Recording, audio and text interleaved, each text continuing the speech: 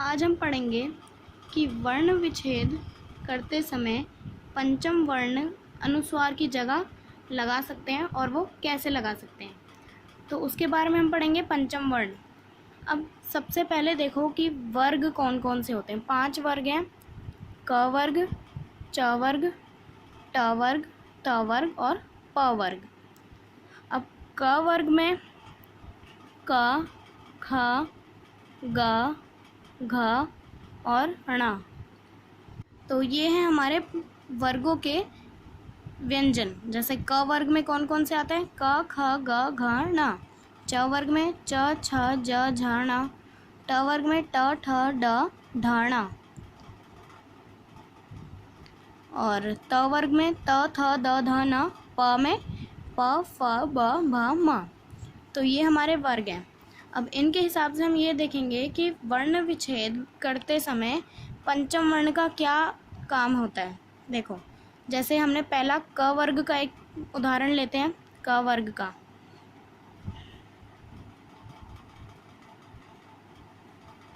सबसे पहला लेंगे हम गंगा। गंगा में जो ग है, हम वो व्यंजन देखेंगे जो हमारे अनुस्वार के बाद वाला होता है। अनुस्वार के बाद वाले ग है, तो ग कौन से हम ये देखेंगे वर्ण विच्छेद करते समय कि जो ग है, ये वाला ग, ये कौन से वर्ग में आ रहा है और उसका पंचम वर्ण क्या है। अब जो ग है वो क वर्ग में आ रहा है और क वर्ग का पंचम वर्ण क्या है। पंचम वर्ण मतलब 5वां वर्ण। 1 2 3 4 5, 5वां ये है। तो इसका मतलब ग का 5वां वर्ण ये हुआ, ये। ठीक है, तो इसका मतलब वर्ण विच्छेद करते समय अनुस्वार की जगह हम ये वाला वर्ण लगाएंगे। जैसे देखो, ग हलंत प्लस अ प्लस ये ऋण वाला बताया था मैंने आपको अभी।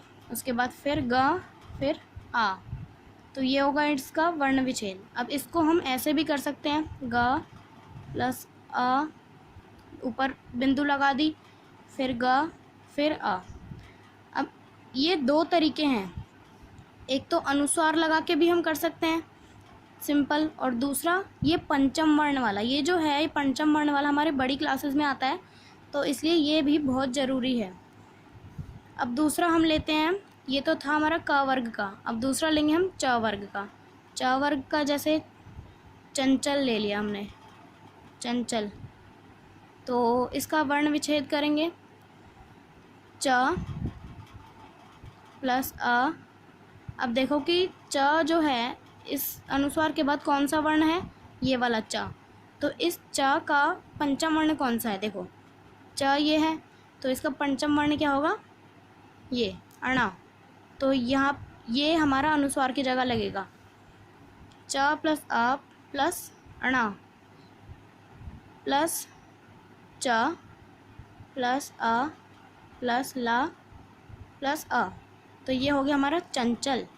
अब इसको हम अनुस्वार में अगर लिखेंगे तो कैसे होगा, देखो च प्लस अ, इसी के ऊपर बिंदु, फिर च फिर अ फिर चंचल, ला फिर अ। ठीक है, तो ये हमारा चंचल का वर्ण विच्छेद 2 तरीके से हो गया। सबसे पहला वाला ये पंचम वर्ण वाला और दूसरा अनुस्वार वाला। तो ये दोनों ही आपको याद रखने होंगे, क्योंकि ये वाला जो है हमारा पंचम वर्ण वाला, ये बड़ी क्लासेस में आता है, और ये जो नीचे वाला है ये भी आप यूज़ कर सकते हैं, लेकिन ये वाला बहुत ही ज़्यादा ज़रूरी है, तो इसको भी याद रखना है। अब हम लेंगे ट वर्ग का। ट वर्ग में जैसे हमने उदाहरण ले लिया घंटा। ठीक है, तो घंटा से क्या बनेगा, घंटा का वर्ण विच्छेद कैसे करेंगे, देखो घ प्लस अ। यहाँ हमने हलंत क्यों लगाया, क्योंकि ये आधा है, वर्ण विच्छेद करते समय टूट जाते हैं अक्षर, तो घ आधा है और इसका पूरा बनने के लिए हमने एक स्वर लगा दिया अ। ठीक है, तो यहाँ पे इसलिए हलंत लगाया, घ प्लस अ। अब हमें अनुस्वार लगाना है, या तो अनुस्वार लगा सकते हैं या पंचम वर्ण। तो अनुस्वार के बाद वाला कौन सा वर्ण है, ट। तो ट का पंचम वर्ण क्या होगा, ण। ठीक है ना, तो ये हमारा ट का पंचम वर्ण है, तो अब अनुस्वार की जगह ये लगेगा, घ प्लस अ प्लस ण प्लस ट प्लस आ। ये हो गया हमारा घंटा का वर्ण विच्छेद। अब इसको अगर अनुस्वार की फॉर्म में अगर हमें देखना है तो कैसे होगा, घ आधा घ प्लस अ के ऊपर ही अनुस्वार, फिर ट, फिर आ। ठीक है, अब हम देखेंगे क हो गया, च हो गया, ट हो गया, त वर्ग। त वर्ग का कोई एग्जाम्पल लेते हैं। त वर्ग जैसे हिंदी ले लिया हमने। अब ये अनुस्वार के बाद द है, पहले इसका वर्ण विच्छेद करेंगे, हा प्लस छोटी ई, छोटी है ना। अब उसके बाद अनुस्वार के बाद कौन सा है वर्ण, द, तो द हमारा त वर्ग का है। अब त वर्ग का पंचम वर्ण क्या है, ना, तो ना लगाएंगे हम इसके अनुस्वार की जगह। ह प्लस ई प्लस ना प्लस द प्लस ई, हिंदी। ठीक है, ये हो गया। अब ये हमारा हो गया पंचम वर्ण के रूप में वर्ण विच्छेद। अब अनुस्वार के रूप में वर्ण विच्छेद कैसे करेंगे, ह प्लस ई प्लस, इसी पे हम अनुस्वार लगा देंगे, द प्लस ई। ठीक है, तो ये हो गया अनुस्वार वाला और ये हो गया पंचम वर्ण वाला। अब हमारा है लास्ट प वर्ग का। प वर्ग का एग्जाम्पल हमने लेंगे ब, संबंध। तो इसमें जो हमारा ये है बिंदु, इसके बाद ब आ रहा है, तो ब हमारा एक वर्ण है प वर्ग का, तो इसका पंचम वर्ण क्या होगा, म। इसका मतलब अनुस्वार की जगह पे हमारा यहाँ म यूज़ होगा, म लगेगा। अब इसका हम वर्ण विच्छेद करते हैं पंचम वर्ण के रूप में। सबसे पहले होगा स, उसके बाद अ, पंचम वर्ण अभी बताया था मैंने आपको, होगा इसका म, फिर होगा ब, फिर क्या होगा देखो, सम ब। अब ब को पूरा करेंगे पहले, उसके बाद ये दोबारा एक बिंदु आ गई। अब इसके बाद कौन सा अक्षर है, ध। ध देखते हैं कौन से में आता है, ध आ रहा है हमारा इसमें त वाले वर्ग में, तो इसका पंचम वर्ण क्या है, ना। इसका मतलब अनुस्वार की जगह यहाँ पे हमारा ना का प्रयोग होगा।